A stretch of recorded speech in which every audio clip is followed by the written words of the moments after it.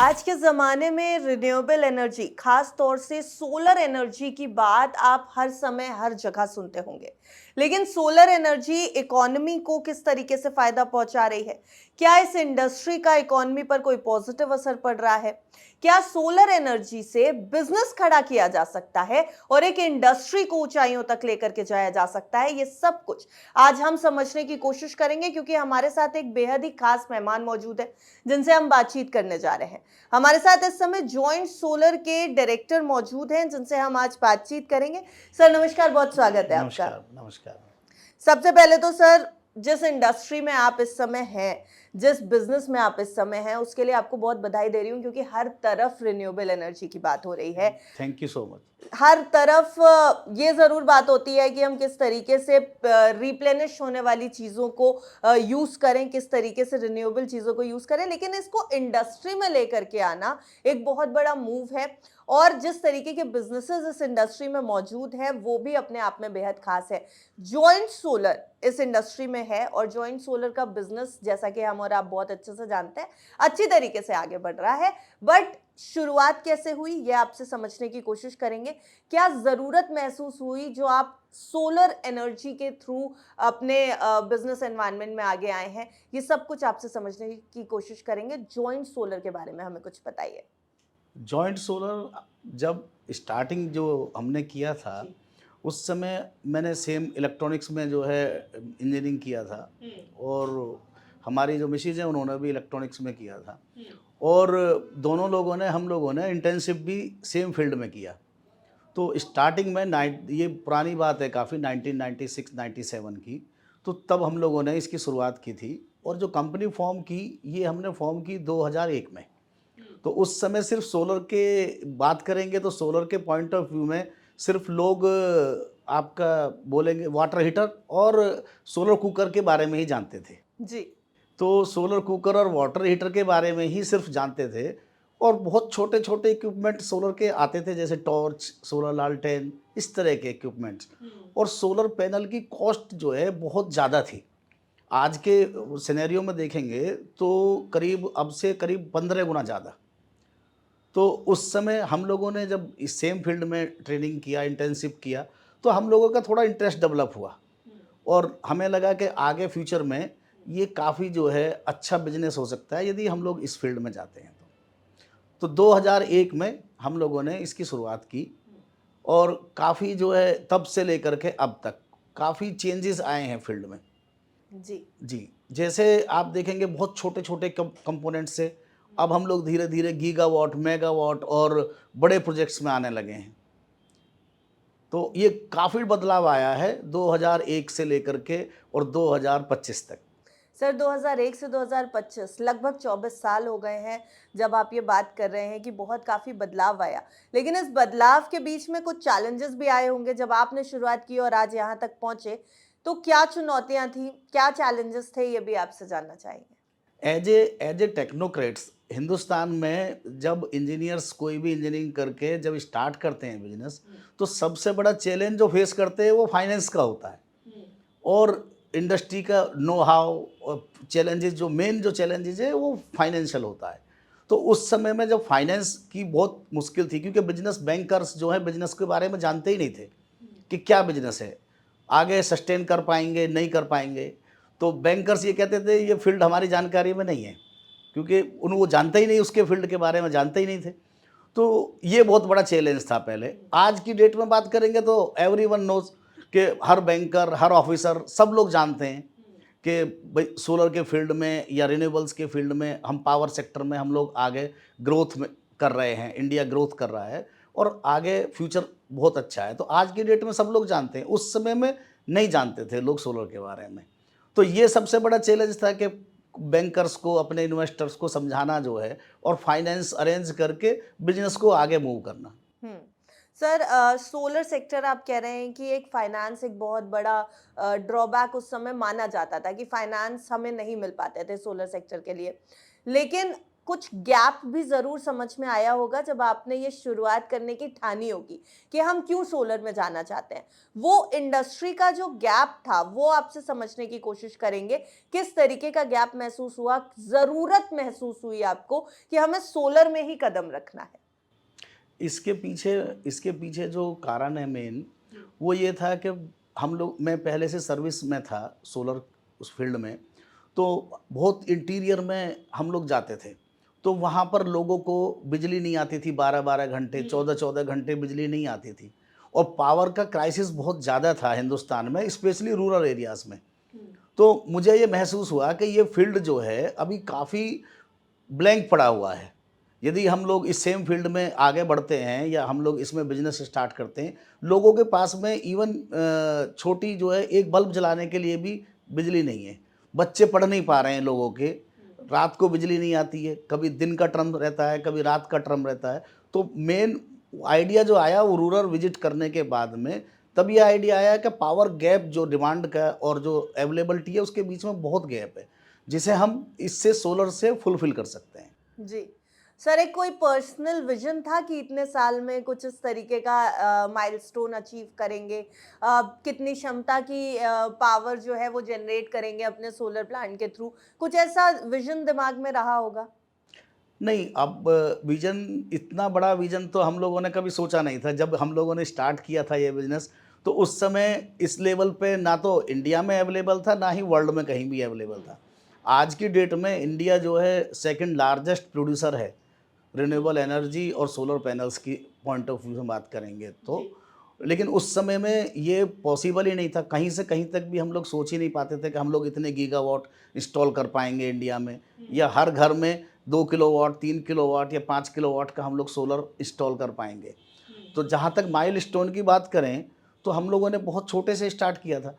आज की डेट में हम लोग 300 मेगावाट ऑलरेडी हम लोग बना रहे हैं सोलर पैनल्स, और 1.2 गीगावाट और फर्दर एक्सपेंशन कर रहे हैं। हुँ। सर, पर्टिकुलरली अगर उत्तर प्रदेश की बात करें, क्योंकि उत्तर प्रदेश से आपका ये बिज़नेस पूरा कैरी ऑन होता है। इंडस्ट्री भी उत्तर प्रदेश में, और उत्तर प्रदेश गवर्नमेंट भी सोलर पावर को बहुत ज़्यादा प्रमोट कर रही है। जॉइंट सोलर की अगर मैं बात करूँ तो अब तक कितने ज़िलों में काम चल चुका है, कितनों में चल रहा है, कितनी क्षमता अब तक आपने इंस्टॉल की है? ये सब कुछ थोड़ा बिज़नेस मॉडल समझेंगे आपसे। यदि हम यूपी की बात करें, तो यूपी में लगभग जितने भी ज़िले हैं, हर ज़िले में हमारे इंस्टॉलेशंस अवेलेबल हैं। हर ज़िले में हमारे सर्विस सेंटर और जो हमारे जो कॉन्ट्रैक्टर हैं, जो हमारा सिस्टम इंस्टॉल करते हैं, वो लोग अवेलेबल हैं। हमने more than 2 lakh installations overall UP किए हैं आज तक। लगभग ज़्यादा ही, 2 लाख से ज़्यादा ही होंगे। सब मिला करके street light, solar high mast, solar panels और सोलर पावर प्लांट्स की बात करें तो मोर देन 2 लाख इंस्टॉलेशंस अब तक हम लोग कर चुके हैं। अ, कोई ऐसा सेगमेंट जहाँ पर सबसे ज़्यादा डिमांड आई हो? क्या रूरल एरियाज़ से डिमांड आ रही है उतनी जितनी आपने, क्योंकि आपने कहा कि आप पहले देख चुके थे कि वहाँ पर इलेक्ट्रिसिटी की प्रॉब्लम होती है। क्या सोलर पैनल्स मिलने के बाद वो डिमांड है? आज भी रूरल एरियाज़ में आप देखेंगे लाइट जो है अभी भी ट्रम्स में ही आती है। यदि आप देखेंगे नाइट ट्रम्स है तो नाइट में आएगी, डे का ट्रम है तो डे में आएगी। तो वहाँ पे आज भी गैप है। तो जो किसान हैं वो स्पेशली सोलर पंप्स के लिए, अपने घर के यूज़ के लिए, ऑफ ग्रिड सिस्टम के लिए, और आजकल क्योंकि जहाँ पर डे में पावर अवेलेबल है तो वहाँ पे ऑन ग्रिड सिस्टम के लिए भी रूरल एरियाज़ में भी इवन किसान भी जो है बहुत बढ़ चढ़ करके इस फील्ड में जो है हिस्सा ले रहे हैं। और कुछ जैसे कुसुम योजना है, उसमें किसानों के लिए स्पेशल सब्सिडी है। तो किसान जो है खुद के खेत में सोलर पार्क या सोलर पावर प्लांट लगा करके उससे अर्निंग भी कर रहे हैं। जी। सर, अभी आपने कुसुम योजना की बात की। क्या और भी ऐसी स्कीम्स हैं जो लोगों तक शायद उतनी तरह से उस वर्ज पे ना पहुँची हों, जो आप हमारे थ्रू पहुँचाना चाहें? स्कीम्स के बारे में जो सोलर लेने में लोगों को मदद कर सकती हैं, और किस तरीके से एक आम इंसान सोलर एनर्जी का यूज़ कर सकता है, ये अगर आप हमें समझा सकें? सबसे जो कॉमन जो आप योजना की बात करेंगे तो प्रधानमंत्री सौर योजना है, जिसमें हम लोग 3 kilowatt, 5 kilowatt, up to 10 kilowatt तक के सिस्टम्स जो है हर घर के लिए प्रोवाइड करते हैं। उसमें आपको सब्सिडी जो है स्टेट गवर्नमेंट की तरफ से भी यूपी में अवेलेबल है, यदि यूपी की बात करें, और सेंट्रल गवर्नमेंट की तरफ से भी अवेलेबल है। तो मेन जो फोकस है गवर्नमेंट का, स्पेशली यूपी गवर्नमेंट का जो फोकस है, वो कुसुम और पीएम सूर्य योजना पर बहुत ज़्यादा फोकस्ड है। हम्म। और उसके लिए सरकार ने हर डिस्ट्रिक्ट वाइज डिस्कॉम के नोडल अफसर भी जो है अभी फिक्स कर दिए हैं, मतलब चयन कर दिया है उनका, और एक ही पॉइंट पर आपको सारी फैसिलिटी गवर्नमेंट जो है प्रोवाइड करने जा रही है अभी। जी। सर, एक आम इंसान, जब हम ये बात करते हैं कि सरकार की तरफ से कहा जाता है कि आप सोलर पैनल्स अपनाइए, इलेक्ट्रिसिटी पे डिपेंडेंसी थोड़ी कम करिए, थोड़ा सोलर पावर में आइए, तो ये एक कॉन्सेप्ट हमारे व्यूअर्स को मैं ये समझाना चाहती हूँ कि किस तरह से, मान लीजिए अगर मुझे इस एनर्जी को यूज़ करना है, तो क्या 1 या 2 सोलर पैनल अपने घर के ऊपर लगा लेने से, जैसे कि आजकल ट्रेंड चला हुआ है बताने का, ये सफिशिएंट होता है? किस तरीके से हमें इसमें इन्वॉल्व होना चाहिए? नहीं, मेरा कहना ये है कि इसको हर घर में यूज़ करना चाहिए। कि आज की डेट में कोई भी कहीं भी आप पावर परचेज कर रहे हैं, डिस्कॉम से या आप जनरेटर से या किसी भी अलग सोर्स से आप पावर आप खरीद रहे हैं, तो सोलर पावर जो पहले कॉस्ट बहुत ज़्यादा हुआ करती थी, आज की डेट में आपके डिस्कॉम से भी आपको सस्ती पावर सोलर से मिल रही है। तो आप दोनों काम कर सकते हैं। एक, देश के लिए इन्वायरमेंट अच्छा कर सकते हैं, आप अब उसके साथ में अपनी बचत भी कर सकते हैं, जो कि आपको लगभग डिस्कॉम से 50% पर सोलर पावर यदि अवेलेबल है, तो हम लोग सरकार के ऊपर क्यों बर्डन डालें कि हम डिस्कॉम्स वैसे ही बहुत ज़्यादा लॉसेस में जा रहे हैं सभी। तो डिस्कॉम्स के ऊपर लॉसेस ज़्यादा बढ़ाने से बेटर है कि हम हर घर पे एक छोटा सोलर पावर प्लांट अपना खुद लगा लें। सर, जब मैं सेगमेंट की बात करती हूँ तो 3 सेगमेंट सामने आते हैं। एक तो रूफटॉप, दूसरा होता है इंडस्ट्रियल और एक होता है एग्रीकल्चर। ये 3 मेजर सेगमेंट्स हैं आपके सोलर के। आपके पास सबसे ज़्यादा डिमांड कहाँ से आ रही है और कौन से सेगमेंट को सबसे ज़्यादा ज़रूरत है? ये भी समझाइएगा थोड़ा। सबसे ज़्यादा ज़रूरत जो मेरे हिसाब से है, वो किसानों के लिए है। उसमें गवर्नमेंट, सभी स्टेट गवर्नमेंट्स बढ़ चढ़ कर के हिस्सा ले रही हैं। सोलर पंप्स के प्रोग्राम जो है अलग अलग टाइप में लॉन्च किए जा रहे हैं कि सोलर पंप्स आपको लगभग 70% सब्सिडी पर अवेलेबल हैं, और साथ में सोलर पंप्स जहाँ पर ग्रिड इंटरेक्टिव लगा रहे हैं सोलर पंप्स, वहाँ पर किसान जो है यदि उसके रिक्वायरमेंट नहीं है पानी की, तो वो वापस बिजली भी डिस्कॉम को बेच सकते हैं। तो उससे उनकी अर्निंग भी बढ़ेगी और आपका उनको पावर भी सेविंग होगी। तो मेरे पॉइंट ऑफ व्यू में देखेंगे तो सबसे ज़्यादा जो रिक्वायरमेंट है, जो फील्ड अभी भी बाकी है, ब्लैंक है, वो किसानों का है। डिमांड आपको आ रही है एग्रीकल्चर से उतनी? नहीं, डिमांड काफ़ी आ रही है, जिसमें कि कुसुम योजना भी है, बाकी भी योजनाएं हैं जो एग्रीकल्चर की हैं, जिनमें पंप्स की है, और काफ़ी लोग खुद भी लगा रहे हैं। मतलब योजना से अलग भी लोग डिमांड कर रहे हैं कि हमें सोलर पंप्स चाहिए। और इंडस्ट्रियल अगर सेगमेंट को देखें तो वहाँ से किस तरीके की डिमांड है? क्या सफिशिएंट है? इंडस्ट्री में मैम डिमांड जो है, इंडस्ट्री में काफ़ी डिमांड है, बट इंडस्ट्री में थोड़ा सा चैलेंज है अभी। इंडस्ट्री में जो चैलेंज है वो है नेट मीटरिंग का। गवर्नमेंट जो है अब सिर्फ 100 किलोवाट तक ही नेट मीटरिंग अवेलेबल करा रही है। मेरा अपना मानना है कि कम से कम हम लोग जो है 500 किलोवाट तक जो इंडस्ट्री यूज़ कर रही हैं, उनको हम नेट मीटरिंग प्रोवाइड कर दें, जिससे ग्रिड के ऊपर भी लोड कम हो और लोग ज़्यादा से ज़्यादा जो है सोलर यूज़ करें। जी। सर, गवर्नमेंट की बहुत सारी पॉलिसीज़ हैं। यूपी सरकार की अगर मैं पर्टिकुलरली बात करूं तो सोलर पॉलिसी, सब्सिडीज़ देने की जो बात यूपी गवर्नमेंट करती है, और उसके अलावा कई ऐसे प्रोजेक्ट्स हैं जो यूपी गवर्नमेंट बेसिकली चला रही है। क्या वो प्रोजेक्ट्स इस समय इंडस्ट्री की नीड को कोप अप कर पा रहे हैं आपकी नज़र में? नहीं, बिल्कुल कर पा रहे हैं। गवर्नमेंट का काफ़ी फोकस है सोलर और रिन्यूएबल एनर्जी के ऊपर। अभी लेटेस्टली गवर्नमेंट ने जो है सिंगल विंडो सिस्टम क्रिएट कर दिया है सोलर के लिए और रिन्यूएबल एनर्जी में इन्वेस्टमेंट लाने के लिए। और उसके साथ साथ में अभी जो गवर्नमेंट अपनी तरफ से जो सब्सिडी दे रही है, यूपी में पीएम सूर्य योजना में स्टेट सब्सिडी सबसे ज़्यादा है। तो गवर्नमेंट की तरफ से काफ़ी फोकस्ड किया जा रहा है कि इसको जो है स्पेशली यूपी में काफ़ी बड़े बड़े जो है सोलर पार्क और काफ़ी मैन्युफैक्चरिंग भी यूनिट जो है अब धीरे धीरे गुजरात छोड़ करके भी लोग आने लगे हैं। जी, तो यानी आप ये कह रहे हैं कि गुजरात से अब जो फ़ोकस है वो यूपी में शिफ्ट होने लगा है। गवर्नमेंट का ये एक कह सकते हैं कि अच्छा माइलस्टोन अचीवमेंट हो सकता है। लेकिन सर यहाँ पर बात ऐसी भी है कि देखिए पॉलिसीज़ तो आती है, उसके अलावा एक नेट मॉनिटरिंग सिस्टम भी है यूपी गवर्नमेंट का। क्या आपकी इंडस्ट्री को पर्टिकुलरली आपको फ़ायदा होता नज़र आ रहा है, जॉइंट सोलर को फ़ायदा होता नज़र आ रहा है इस तरीके की पॉलिसीज़ से? नहीं, नेट मीटरिंग मॉनिटरिंग जो है उससे फ़ायदा हो रहा है, जिससे क्या है कि आप जो है हर सिस्टम और हर जो कस्टमर है आपका या कंज्यूमर है, सब टोटल जितने भी हैं सभी लोग जो है सबके सिस्टम्स मॉनिटर किए जा रहे हैं।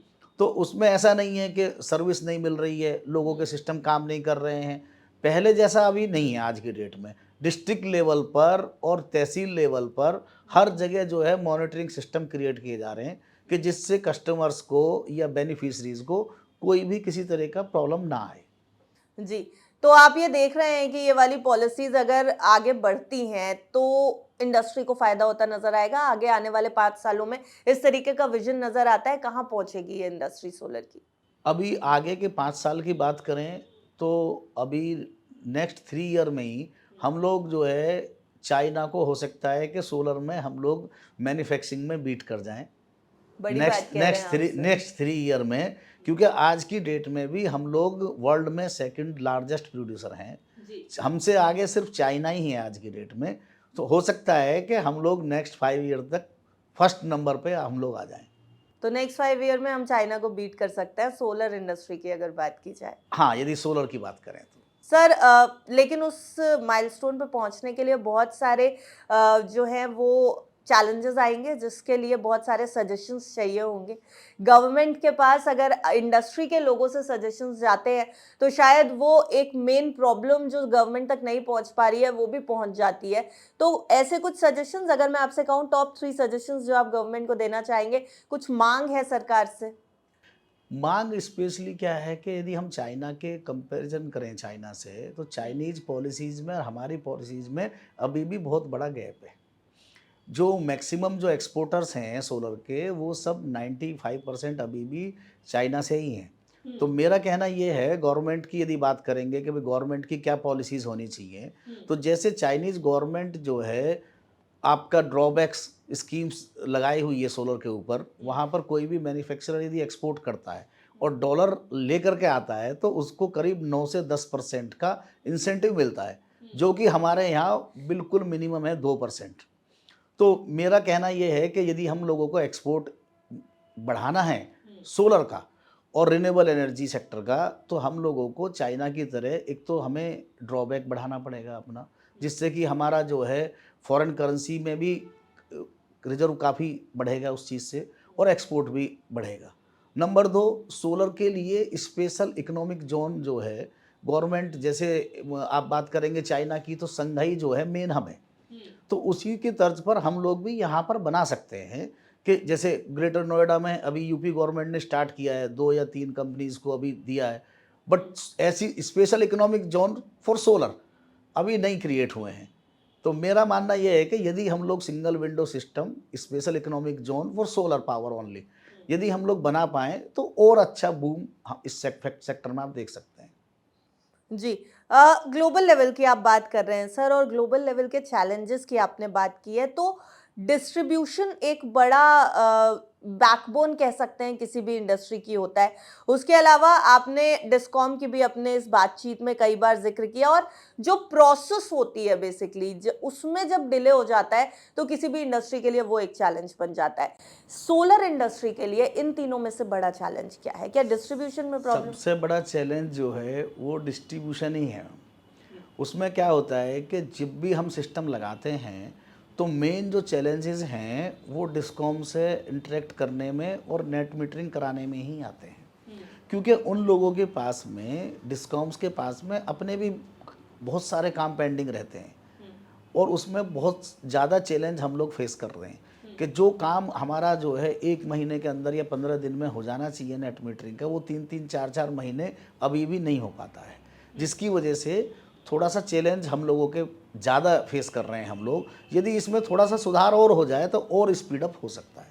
यानी थोड़ा सा प्रोसेस में भी देरी हो रही है और डिस्ट्रीब्यूशन में भी एक गैप अभी तक नजर आ रहा है। क्या लगता है ये जो पॉलिसीज चल रही है सरकार की, इससे ये भरता हुआ दिखाई दे रहा है क्या आगे आने वाले सालों में?